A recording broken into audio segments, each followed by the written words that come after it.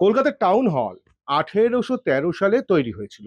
নির্মাণ কাজ শুরু হয় 1807 সালে। ব্রিটিশ স্থপতি ও প্রকৌশলী কর্নেল জন গার্স্টিন রোমান ডোরিক স্থাপত্য রীতিতে এই ঐতিহ্যবাহী ভবনটি নির্মাণ করেছিলেন। প্রায় 7 থেকে 7.5 লক্ষ টাকা, যা পাবলিক লটারির মাধ্যমে তোলা হয়েছিল এই টাউন হল নির্মাণের লক্ষ্যে। এই টাউন হল নির্মাণের একটি উদ্দেশ্য ছিল বটে।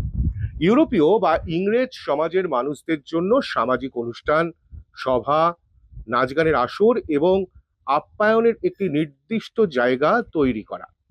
একই সঙ্গে গণ্যমান্য ব্যক্তিদের বিভিন্ন দুর্লভ শিল্পকর্ম বা সামগ্রী প্রদর্শনীর ব্যবস্থা করাও এর অন্যতম লক্ষ্য ছিল। এবার এ গল্প তো আমাদের সকলের জানা, এটা অনেকেই জানেন না। বিশেষ করে হাওড়া বাদে কলকাতা এবং রাজ্যের অনেকেই জানেন না যমজ শহর হাওড়াতেও একটি টাউন হল তৈরি হয়েছিল। সেটা অবশ্য কলকাতার টাউন হলের অনেক বছর পর, 1884 সালে। এবার এই টাউন হলটি কেন তৈরি করা হলো?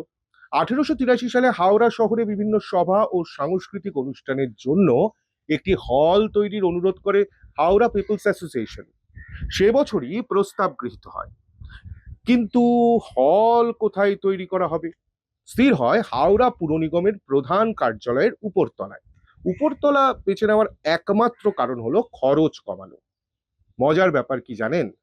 কলকাতার টাউন হল তৈরি হয়েছিল লটারির মাধ্যমে টাকা তুলে, মানে মানুষেরই টাকাতেই।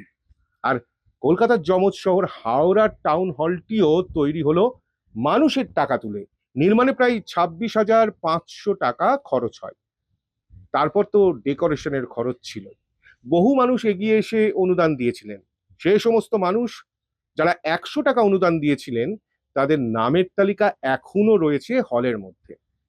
টাউন হলের উচ্চতা 21 ফুট ও দৈর্ঘ্য প্রস্থে যথাক্রমে 66 মিটার ও 42 মিটার, মানে সব মিলিয়ে 942 বর্গমিটার।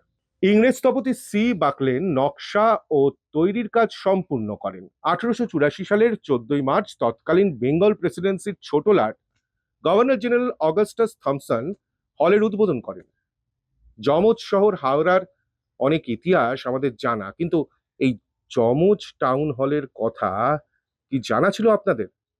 কলকাতা ও তার আশপাশের এরকম হাজারো অজানা ইতিহাস জানতে কলকাতা থ্রোব্যাক ফেসবুক পেজটিকে ফলো করে দিন।